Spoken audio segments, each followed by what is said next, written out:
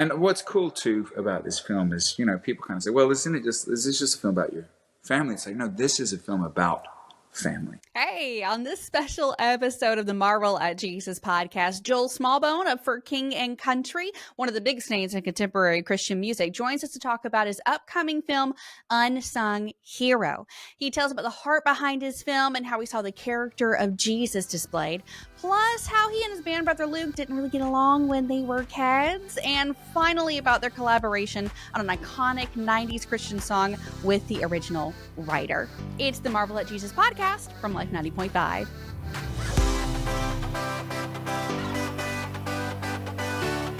Hi, this is Mandy with Life 90.5 and the Marvel at Jesus podcast. Super excited that joining me today is Joel Smallbone of For King and Country. Hey, Joel, how you doing? Well, good day to you, Mandy. Lovely to connect. Yeah, thank you. Where are you joining us from today? Nashville, Tennessee.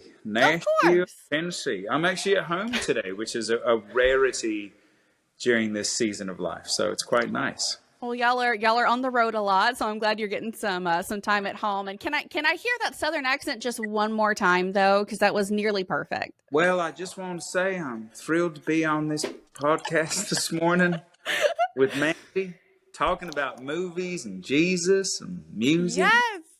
Oh, okay. You have made my day. Like, that was perfect. Okay. So before we talk about your movie, Unsung Hero, coming out in April, I do want to ask you a couple questions. This movie's a lot about like when you were a kid. So Think back to childhood for a moment. And when you were a kid, what did you want to be when you grow up? Well, I don't know if this is an exciting answer or not, but I sort of wanted to be a musician. Oh, really? Okay. Yeah, I often say that music chose me more than even I chose music because I grew up in and around music. Dad was a concert promoter in Australia, which is funny because the film sort of chronicles part of his story here. But so he would bring Stryper and Amy Grant and different people to Australia, to the Sydney Opera House. And so some of my first memories were like plugging my ears at rock shows or like studying Vinyl 45 album covers. And so it's a little bit of a pinch yourself moment now when you fast forward and you get to do this not only as a hobby, but make a life out of it. It's quite astounding. Well, that's a lot better than me. I had a giant list of things I thought I wanted to be and ended up in radio, and I'm not complaining about it. But no, that's was really radio cool. Like anywhere on that list or no? It showed up. Oh my goodness! For me, it showed up when I was in high school. I had some family friends who were in radio. Okay. Like, that sounds kind of cool. Like getting to play music that I love and getting to talk to people like Joel Smallbone. I mean, that sounds amazing to me. And then God worked it out so that I was able to do that, and that was really cool. And it's amazing to see how God worked it out for you, as a kid wanting to do music. And obviously, like, y'all are one of the biggest names in contemporary Christian music right now. So that's fantastic. Now, another question. Between you and your brother Luke, I need to know who got into trouble the most as a kid. Me. You, for sure. Luke was like a mini me Jesus Christ growing up. For reals. Yeah, he had a bit of a stint where he just sort of pathologically lied for a bit. But other than that, he desperately wanted to do the right thing and still does. Like, I don't know if you're a study of the Enneagram, but he's like a 9 on the Enneagram, which is the peacemaker. And I'm sort of the perfectionist, the driver, the performer. And so it actually, all the things, we didn't get along growing up very well. Because he's the younger brother, he got taller, he became a better sportsman. All the things that younger brothers shouldn't do, he did. Correct, yes. And was very upsetting to me. And it was really music that brought us back together in a kind of magical, providential way. And now we're sort of thick as thieves. And all the things that bugged us growing up are the very things that we find really fascinating and endearing now. I love that. Now, what kind of trouble did you get into? It was pretty like low key trouble compared to what a teenager can get into. Right. It was kind of Christian homeschooler trouble. Yes. Yes. that kind of thing. Mm-hmm. For instance, I got sent back, speaking of Australia, sent back to Australia with my older brother, Ben, when I was 16 and he was 18, because don't take this as an offense, because it was their words, not mine. Okay. But according to our parents, we were becoming too American. That's fabulous. And that meant, like, we Okay. cared about how we dressed too Mm-hmm. much. We wanted to go to the movies with our friends. Like, Mm-hmm. now I did have, a bit risque, I did have a girlfriend that my parents did not approve of. But she, like, Oh. was part of the youth group, and she was just a bit older, and they didn't think it was a good idea. So, yeah, it was Christian homeschooler sort of trouble. That sounds about right, actually. I've actually spoken to your mom before on another interview. Miss Helen is one of the sweetest people I think I've ever spoken to. Yeah. But she's sweet until she's not. I can kind of picture it. Her definitely saying, "Nope, nope. We need some more Australian She has in the these mum kids." thing. She still has that thing. She has 15 grandchildren with one on the way, and she has that, like, no, we're not doing that thing. Right. I love her so much. That is so great. All right, so let's go on to talking about the movie coming out April the 26th, called Unsung Hero. So, so Joel, what can you tell us about that movie? You've been working really hard on it for the last little bit. We have. Well, I'll take you all the way back to the beginning, Mandy, since we've got time here. Luke and I have been telling this sort of our parents' origin story since we started as a band. As kind of a pay it forward idea, we share about it and really share about the fact that there are so many needy families and children around the world today. And if it weren't for people, the church, Americans stepping in the gap when we first moved, we wouldn't be here. So the film chronicles that time. It was, our dad was a concert promoter in Australia. He lost everything on a tour and got offered a job in the States. So 6 kids, 1 on the way, 16 suitcases. Mom and dad moved, and then when we arrived, he lost his job. And the heart of the story is really kind of falls in that time frame. Our sister Rebecca St. James was just starting as an artist, and there's a lot of tragedies, a lot of triumphs that took place inside this kind of 1 or 2 year period. We were very young at the time, but it's always been a miraculous, fantastic story. And so, as Luke puts it, we were homeschooled, so people kept coming and saying, "Hey, you should write a book." And we said, "Well, we don't read and write very well, so we'll make a movie." And that's what we did. We started developing it in 2020 in the middle of the pandemic, and Luke produced it. I very self-indulgently co-wrote it. Play my dad in the film, which we've dubbed a sort of a very expensive therapy session, and also go ahead. Sorry, co-directed it. So, Well, I was going to ask about that. What was it like? I mean, you had some acting experience, like you've done some stuff already, but what was it like playing your own father instead of some character that was made up or you didn't know? What was that like? I mean, everyone's all about the multiverse these days, and it was it was a very multiverse moment, because it was like, I am my dad, but and I'm looking at me but that's my son, but it's an actor, and you're kissing your mum, but it's like, it's just all but she's your wife. So it was a very multiverse moment, but in all seriousness, it was kind of magnificent at the same time. And I would encourage anyone, if you have the opportunity, to at very least, walk through, put yourself in your parents' shoes, even if you can't play it out in a movie, particularly going back to the pinnacle, pivotal, traumatic times of their life. Do it. Because I find we're often so lazy with each other, particularly with our parents. We're like, "Bro, I don't know why you do this, mom and dad. Why you act this way?" And it's like, well, hang on. They were born into a different time, born into wars, and like they were born into a whole different world. And what it gave me was this great empathy that I'm embarrassed to say I didn't have for my dad until playing him in a film at this level, at least, for sure. I think that's really interesting that like we don't really we know our parents as our parents, and trying to get to know them more as just another person instead of the person who raised you and, disciplined you and all the Yeah. things. And Yeah. my dad went through some health stuff recently, and so we're kind of worried about him for a little bit. But getting to sit down and just chat with him as a person and get to talk to him about his life and ask him all these questions that I've just been too lazy to ask. It just Yeah. makes you really appreciate your parents all the more, for sure. So that's really fabulous. does. It really does. And what's cool too about this film is, people kind of say, well, is this just a film about your family? It's like, no, this is a film about family. Mm-hmm. Like, this is a film about mums. We didn't just make this as a, honor project for our parents. Yeah, sure, that was part of it. We made it because we feel like, the greatest storyteller who ever lived, Jesus Christ, modeled this idea of telling stories to inspire.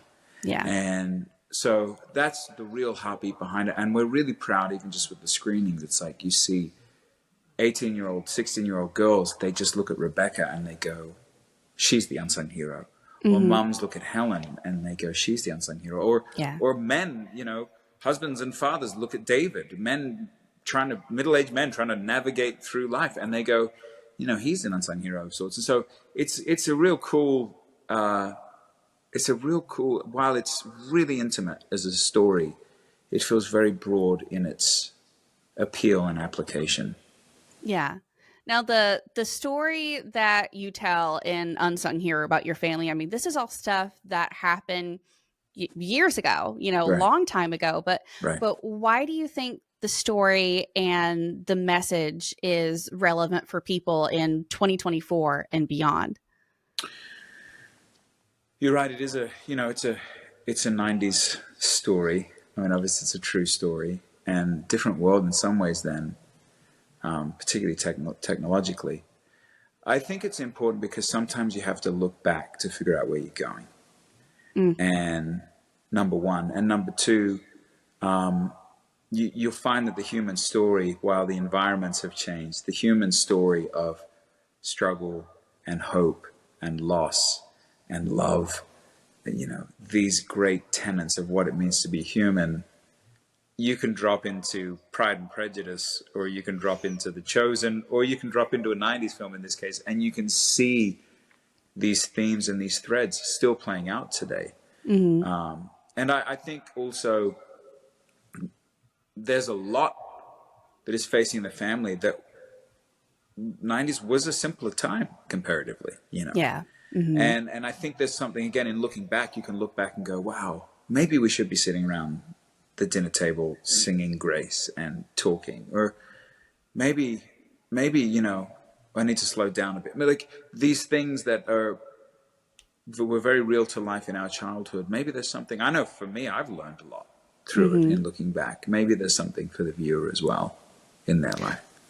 Well, I know as we read through the scriptures, we often learn about the character of God, right? But oftentimes, just kind of looking back through our own lives and our own histories, we get to see those threads of how God has done things throughout our lives, and really showed his character in same character, but just showing it in a whole different way, a very personal, tangible way. Right. So as you think on your past and your family's past, and as you made this movie, is there some part of the character of Jesus that really just showed up in a big way for you? Yes. And I say this very sensitively, because I think we're very eager to focus on the really masculine attributes of God, the conqueror and the hero. And yet Jesus, in Jesus' words, he says, I'm like a mother hen. I want to gather you under my wings. And the protector, God the nurturer, and God the protector, which I think is a very key part of God and the Holy Spirit and so on, is something that I feel like our mum really deeply modeled for us. As they, everything about our lives as kids was very unsafe. We were on the other side of the world from our grandparents and our relatives. We were in a foreign land. you guys speak a funny language.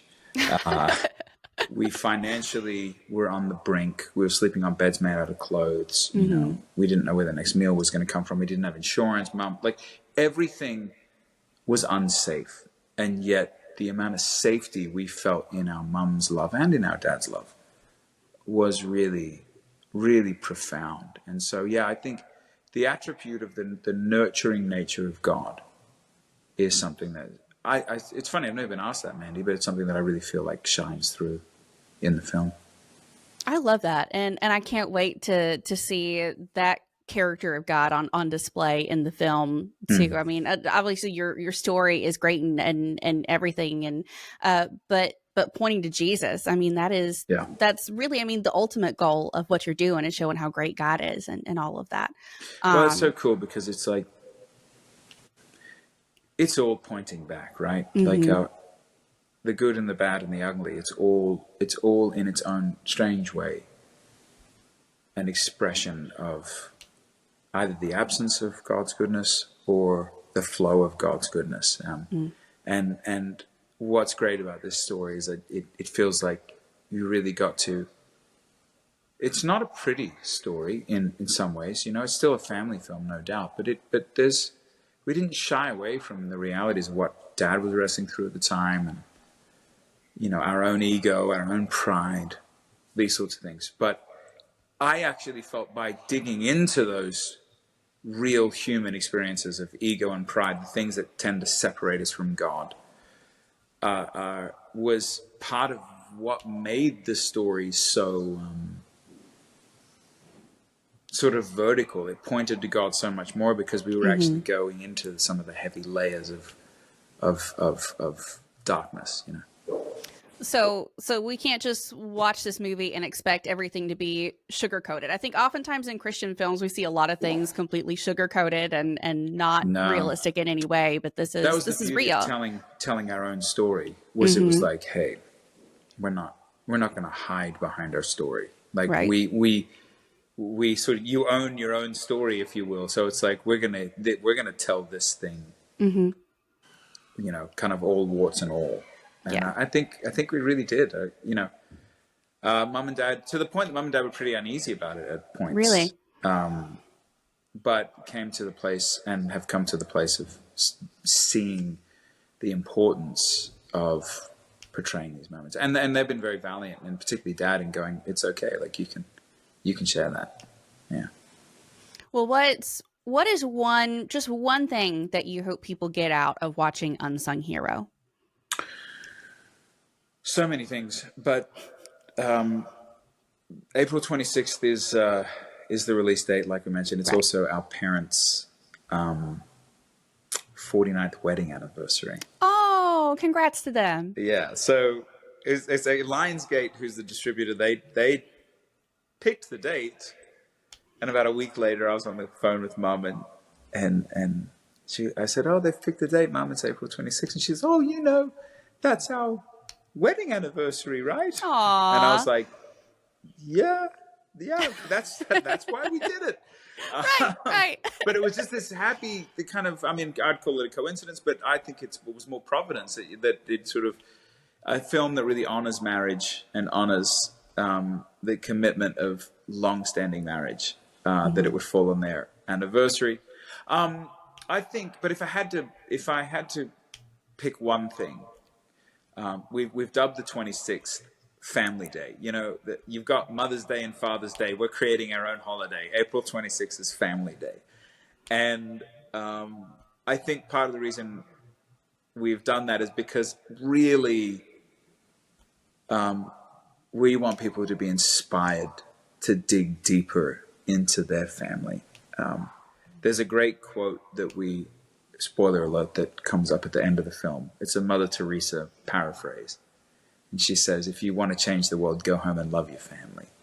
Oh. And I think that was such a good summation of the story. Yeah. I love that so much. Looking forward to seeing it on April the 26th. Now, one other question I have for you. Yes. We were very thrilled when For King and Country put out a new version of My Place in This World with Michael W. Smith. Right. Can I just tell you, that was the most fantastic thing I have ever heard. So what was it like doing that song and working with Michael W. Smith on it? It's always a tricky business, collaborating. You know, people asked a similar thing when we collaborated with Dolly Parton a few years back, and the short answer is that was magical. Right. But Michael has been sort of a mainstay in so many of our lives, for our whole lives. And we're fortunate to live in the same town as him and his family, and fortunate to have grown up with his kids. And so we've always had that kind of cross connect. But there's something about taking what was, I think, one of the most defining songs of his career, that was written from basically a woman saying, hey, I'm a suicidal woman saying, I just can't seem to find my place in this world.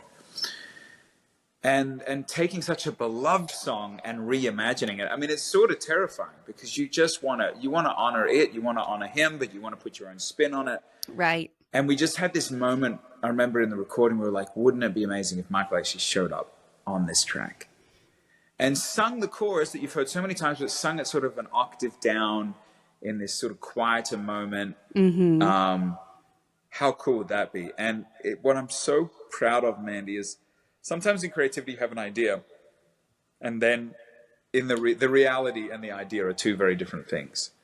But we had this idea of him singing that down chorus, and I've cried just when it hits. It's so moving, if I dare say so myself. And so much of that is just him. You know, I feel like we were able to encapsulate the heart of, modernize it, sure, give it a For King and Country flair, sure, but really just encapsulate the beauty of what he and Amy Grant, who was a co-writer on it, and so on, what they captured in the early 90s. So it was marvelous. It was marvelous. And he's great. Like, he's so excited about it, which is so humbling to us. So he's like sending these texts, like there would be a quote that someone puts out, like ABC Radio put out a quote the other day that was like, you know, a thrill indeed or something like that. And he took a picture of it and was like, it is a thrill, you know.